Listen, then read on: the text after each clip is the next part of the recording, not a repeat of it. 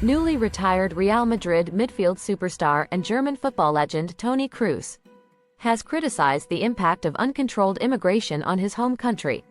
Kroos, in an interview published by the Daily Mail newspaper, said he welcomed migrants but also said their arrival had been poorly managed by Germany's authorities. Kroos stated, "I believe that this control over certain issues has simply slipped away a little over the years, and there's a reason for that. In my opinion, the reason is that people have overwhelmed them," Kroos said. Fact: Kroos has not been a full-time resident of Germany for a decade. Nevertheless, Kroos did not let this detail stop him from sharing his wisdom with the newspaper's readers. Kroos claimed it was great that Germany had welcomed migrants with open arms, but then added that it was just too uncontrolled. Kroos added, "I think we didn't manage it, this basically very positive approach that I support 1000%. Having announced that Germany received too many migrants. How long would it be before Kroos voiced fears about the dreaded migrant criminal? A stock feature of this type of newspaper assassination. Daily Mail readers had to wait just one more sentence. Clearly, when many people come, there is always a percentage who do not do us good, just as there is among Germans. True enough. But Tony's thoughts about Germans committing crimes are not really the point. I think Germany is a great country and I'm happy to be here, but it's not really the same country that it was 10 years ago when we left. Oh no. Germans are losing their country. Just like Americans, the French, the British and people of European descent everywhere. The country has changed according to Tony. And from the tone of his comments, not for the better. Indigenous peoples across Africa, North and South America and Asia feel his pain. Another essential strand of the migrant hit piece is a patriarchal concern for the safety of women and children, endangered by the migrant menace. Kroos duly obliged, invoking the safety of his own family. The retired footballer announced that he prefers his 7-year-old daughter to grow up in Spain rather than Germany. "I wouldn't have had that 10 years ago," he added. Kroos then used the newspaper interview to admit that following retirement, he had no intention of returning to Germany. So, it's those dangerous migrants and a safer child environment which are keeping Tony from returning home. Not the sunny Spanish weather? Not the millionaire lifestyle? Nor the excellent Spanish food? Nor the close circle of friends and the children's schools? None of these matter.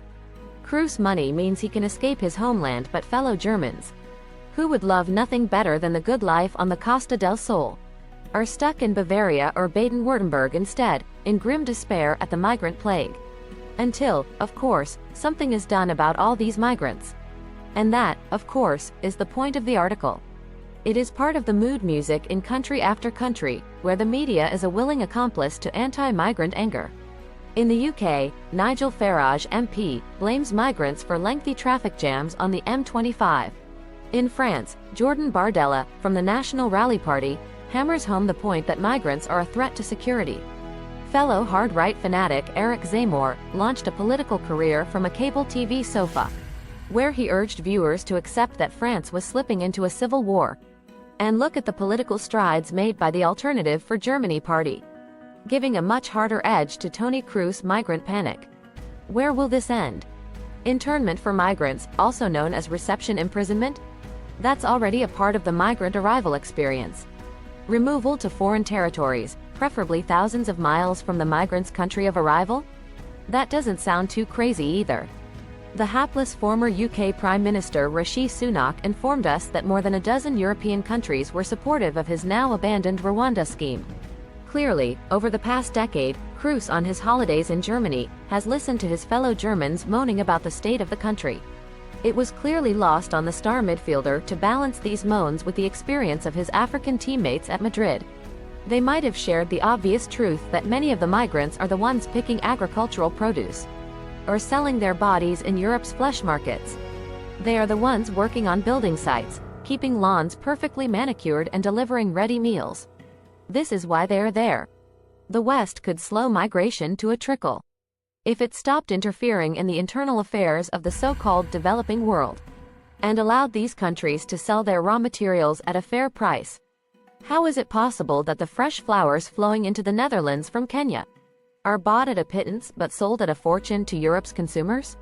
How did coffee become the world's most profitable hot drink, without enriching the farmers and nations that produce this most lucrative of cash crops? Simply put, migration for sex and labor purposes is not a bug of the Western economic system but a feature. Migrants solve some of the structural problems facing the hospitality, construction, healthcare, and agriculture sectors. Their presence allows politicians and celebrities to complain about losing the country, etc., and keep in play the settlement of non-whites in Europe, an existential grievance for some of the region's political class. Kroos's comments land at a moment of heightened tension around the issue of migration, and should serve as a reminder that sports stars are rewarded handsomely for the talents they reveal with their feet and hands, not their socio-economic analysis.